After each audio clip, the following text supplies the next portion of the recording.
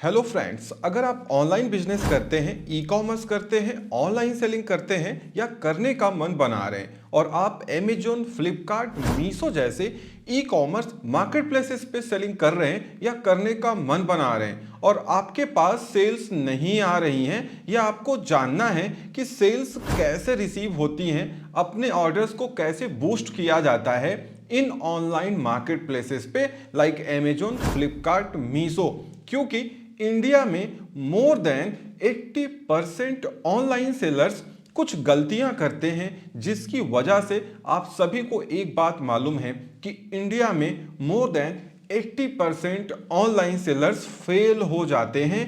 उनका बिजनेस या तो बंद हो जाता है या तो नुकसान में चले जाते हैं और अल्टीमेटली उनको अपना बिजनेस शट डाउन करना पड़ता है। तो अगर आप उन 80% में नहीं आना चाहते हैं तो ये कुछ गलतियां हैं जो मैं बताने जा रहा हूं आपको, ये बिल्कुल आप ना करें, अवॉइड करें, अदरवाइज आपको बड़ी प्रॉब्लम फ्यूचर में आने वाली है। और जो चीजें मैं बता रहा हूं, अगर आपने इन मिस्टेक्स को नहीं किया या कर रहे हैं तो करेक्ट कर लिया, उसको सही कर लिया, तो याद रखिए ये आपके ई कॉमर्स बिजनेस को बूस्ट करने में आपकी बहुत हेल्प करने वाली हैं, या यूं कहें कि आपके नंबर ऑफ ऑर्डर्स बहुत तेजी से इंक्रीज हो सकते हैं। तो चलिए इस वीडियो में आगे बढ़ते हैं।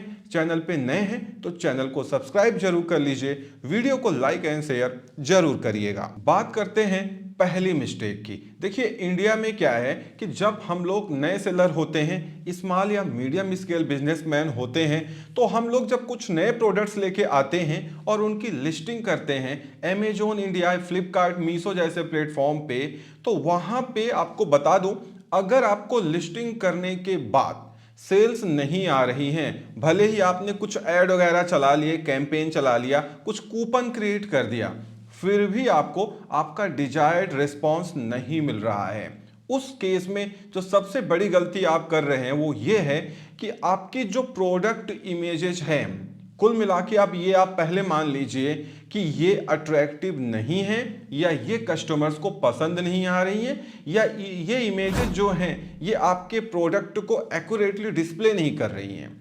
तो सबसे बड़ी गलती, आपको बहुत ज़्यादा अब इंतजार करने की ज़रूरत नहीं है। सबसे पहला एक्सपेरिमेंट आपको अपनी प्रोडक्ट इमेज पे करना है।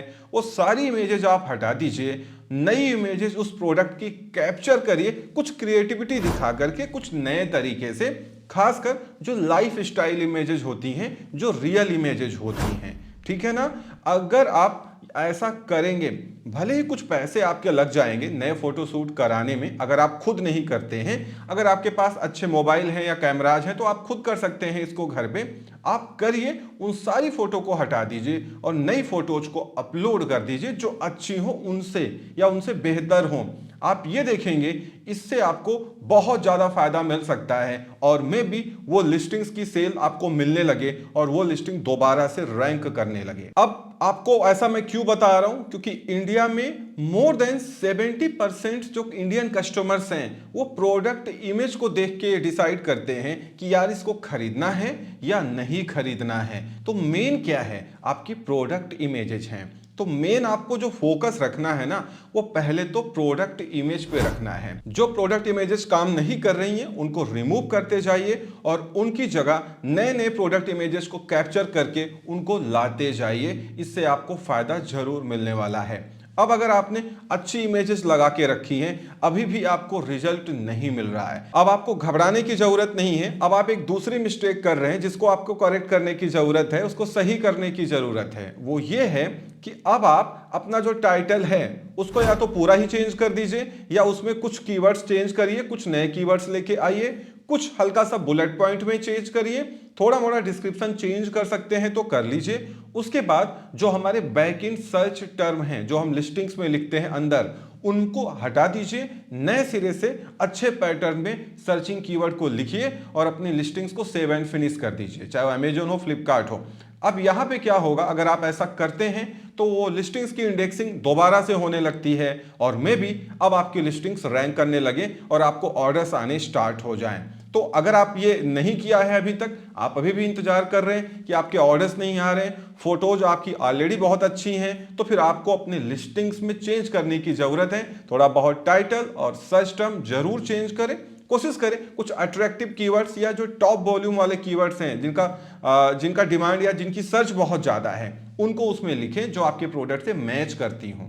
ठीक है ना, इससे आपको बहुत फायदा मिलने वाला है। तीसरी जो बड़ी मिस्टेक्स बहुत सारे इंडियन सेलर्स करते हैं, वो कॉन्टिन्यूअस न्यू लिस्टिंग्स नहीं करते हैं। मैं आपको बता दूं, ये अमेजोन, फ्लिपकार्ट, मीशो की जो एआई है, जो एल्गोरिथम है, उन सेलर्स को ज्यादा प्रमोट करती है जो नए तरीके के प्रोडक्ट्स या नए नए प्रोडक्ट्स लाते जाते हैं और उनकी जो कैटलॉग है, उसकी कैपेसिटी, उसकी स्ट्रेंथ जो है वो बढ़ती रहती है। मतलब कहने का यह है कि अगर आप ये सोच रहे हैं कि 10, 20, 100 लिस्टिंग्स आप लेके आ गए हैं, अब उसी में आपका बिजनेस ग्रो कर जाएगा, तो शायद थोड़ा बहुत ग्रो भी कर जाए, लेकिन आप आगे और ग्रो नहीं कर पाएंगे अनटिल आप धीरे धीरे नए प्रोडक्ट्स को या नई लिस्टिंग्स को ना करते जाएं। ये ई कॉमर्स का सच है कि ये एल्गोरिथम्स उन्हीं को प्रमोट करती हैं जो ज्यादा प्रोडक्ट्स लेके आते हैं, या अगर आपके पास कम प्रोडक्ट्स भी हैं तो धीरे धीरे आपको अपनी कैटलॉगिंग बढ़ानी चाहिए, नंबर ऑफ प्रोडक्ट्स बढ़ाने जरूर चाहिए। आपको ये आपके पास पैसे की कमी है तो कोई बात नहीं, आप धीरे धीरे अपनी जो सिलेक्शंस है उनको बढ़ाइए, लेकिन जरूर बढ़ाइए, कॉन्टिन्यूअस आप मेहनत करिए। आपको ये नहीं सोचना है कि अब हम सेटल हो चुके हैं, हमारे ऑर्डर्स आ रहे हैं, अब इसी में हमको आगे निकलना है। नहीं, वो तो ठीक है, वो चलता रहेगा, लेकिन आपको नई लिस्टिंग्स भी कॉन्टिन्यूअस मैनर में करनी चाहिए। इसके बाद जो बड़ी mistakes small and medium scale sellers कर रहे हैं, वो कंपटीटर एनालिसिस नहीं कर रहे हैं। जिस तरीके के प्रोडक्ट आप बेच रहे हैं, चाहे वो अमेजोन हो, फ्लिपकार्ट हो, मीशो हो, आप जाके देखिए, कीवर्ड्स पे लिख के उस पे सर्च करिए कि उस तरीके के प्रोडक्ट या वही प्रोडक्ट और कितने लोग बेच रहे हैं, वो कितने प्राइस में बेच रहे हैं, कितने उनके रिव्यूज हैं, कितने number of units per day वो सेल करते हैं, उन्होंने टाइटल कैसे लिखा हुआ है, उनका बुलेट पॉइंट क्या लिखा हुआ है, ये सारी चीजें उनकी देखिए। प्रोडक्ट इमेजेस वो किस तरीके की अपलोड कर रहे हैं, कितनी डिस्क्रिप्टिव इमेजेस हैं वो देख लीजिए।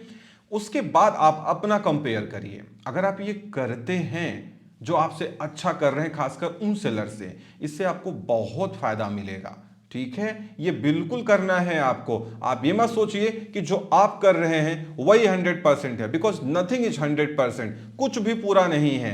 आप जरूर दूसरों को देखिए, जो आपको अच्छा लगे वो उससे ले लीजिए। आप वो कॉपी नहीं करिए, आप वैसा करने या उससे अच्छा करने की कोशिश करिए। डेफिनेटली आपके ई कॉमर्स बिजनेस को ग्रो करने में बहुत मदद करेंगी। नेक्स्ट जो मिस्टेक सेलर से हो रही है, अब आपके पास क्या है, इमेज भी अच्छी है, आपने लिस्टिंग को ऑप्टिमाइज भी कर लिया है, फिर भी आपके ऑर्डर्स नहीं आ रहे हैं। आपने कंपटीटर को भी एनालाइज कर लिया, आपको ये लगता है नहीं आप स्टैंड आउट करते हैं, आप उससे अच्छा काम कर रहे हैं, उससे अच्छी आपकी लिस्टिंग है, प्रोडक्ट है, फिर भी आप नहीं चल पा रहे हैं। देन सबसे बड़ी गलती आप क्या कर रहे हैं, प्राइस फ्लक्चुएट नहीं कर रहे हैं। अब आपको करना यह होगा कि आपको प्राइस 2 से 3% कम करना पड़ेगा, या कुछ केसेस में प्राइस आप ज्यादा भी कर सकते हैं। अगर आप प्राइस चेंज करते हैं, ये अमेजोन, फ्लिपकार्ट, मीशो की एल्गोरिथम इतनी स्ट्रांग है, ये तुरंत आपकी लिस्टिंग्स की रीइंडेक्सिंग कर देती है। मतलब एक बार को आप अपनी लिस्टिंग्स को ऑप्टिमाइज करिए, title, bullet point, search term change करिए, मे बी वो एक्सेप्ट ना करे उनकी एल्गोरिथम, या उसको रीइंडेक्स करने में टाइम लग जाए 1 हफ्ते का। लेकिन अगर आप प्राइस चेंज करते हैं, इमीडिएटली 15 से 20 मिनट के अंदर आपकी लिस्टिंग्स रिफ्रेश हो जाती हैं, कई बार वो रीइंडेक्स हो जाती हैं, जो कि आपकी लिस्टिंग्स को रैंक करने में कई बार मदद करती हैं। और ऐसा देखा गया है कि ऑर्डर्स आना स्टार्ट हो जाते हैं। ये भी आपको करना चाहिए अगर आपके लिस्टिंग्स के डिजायर्ड ऑर्डर्स नहीं आ रहे, या उतने ऑर्डर्स नहीं आ रहे जितना आप उम्मीद लगा के बैठे हैं। आगे बढ़ते हैं। लास्ट बट नॉट लिस्ट, ये आखिरी मिस्टेक है जो सेलर से होती है, और ये काफी काम का पॉइंट आपके लिए हो सकता है। आपने सब हाथ पैर मार लिए, आपको ऑर्डर्स नहीं मिल रहे हैं, आपने सब कुछ कर लिया, जितने मैंने पॉइंट्स,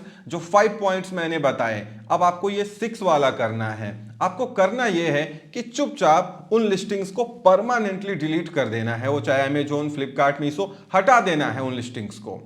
लिस्टिंग्स को हटाने के बाद अब उन लिस्टिंग्स को आपको नए सिरे से अगेन लिस्ट करना है। लिस्टिंग्स को रिमूव करते समय आप उनका बैकअप ले लीजिए। अगर आपको लगता है कि उस लिस्टिंग में ये बुलेट पॉइंट अच्छा है, ये टाइटल अच्छा है, उनको नए में कॉपी कर लीजिए, कोई बात नहीं। पूरा कॉपी मत करिएगा, नहीं तो कोई फायदा नहीं होगा। अगेन आप फिर से नई लिस्टिंग करिए और आप ये देखेंगे कि जब आप किसी पुरानी लिस्टिंग को डिलीट कर दे रहे हैं जो नहीं चल रही है, आपने उसकी नई लिस्टिंग की, उसमें टाइटल बुलेट पॉइंट नए लेके आ गए, सर्च टर्म नए तरीके से लिख दिया, कुछ इमेजेस नई कर दी। अब आप देखेंगे ना, कई बार ऐसा देखा गया है कि वो प्रोडक्ट बिकने लगता है, कई बार तो वो टॉप सेलिंग बन जाता है, और वही प्रोडक्ट पुराने लिस्टिंग में कोई पूछ नहीं रहा था क्योंकि उसकी विजिबिलिटी ही नहीं थी, वो बिक ही नहीं रहा था, और आपने उसकी नई लिस्टिंग कर दी, फिर वो बिकने लगा। ये कई बार देखा गया है। मैंने पिछले अपने 10-11 साल के सेलिंग कैरियर में ऐसा कई बार देखा है कि एक प्रोडक्ट नहीं बिक रहा है, हमने उसको डिलीट किया, उसको नए सिरे से लिस्ट किया, कुछ एक्सपेरिमेंट किया टाइटल में, बुलेट पॉइंट में, सर्च टर्म में, और वो टॉप सेलिंग में आ गया। आप भी कर सकते हैं क्योंकि ये एआई है, एल्गोरिथम है, जिस पे आपको गेम प्ले करना है। जितना अच्छे तरीके से गेम प्ले करेंगे उतना एल्गोरिथम आपको सपोर्ट करेगी और उतना आपका बिजनेस ग्रो होने वाला है। अगर ये स्टेप्स आप फॉलो करते हैं, डेफिनेटली आपको मदद मिलेगी और आपका बिजनेस ग्रो होने वाला है। क्योंकि जो 70-80% ई कॉमर्स सेलर्स फेल हो जाते हैं, उनमें से ज्यादातर लोग ऐसे होते हैं जो ट्राई नहीं करते हैं, ट्राई करते हैं तो गलत तरीके से करते हैं, या उनको प्रॉपर नॉलेज नहीं होती है। कई बार वो पैसे ये जो सर्विस प्रोवाइडर नेटवर्क है, एसपीएन है, उनको देके चले आते, फिर भी कुछ नहीं होता है। ये सारी चीजें करिए, पॉजिटिव वे में करिए, इससे सीखिए और ई कॉमर्स के बारे में जानिए। डेफिनेटली आपको मदद मिलेगी और आपका ऑनलाइन बिजनेस इंडिया में तेजी से ग्रो होगा। तो इस वीडियो में इतना ही। उम्मीद करता हूं वीडियो पसंद आई होगी। Thank you so much for watching.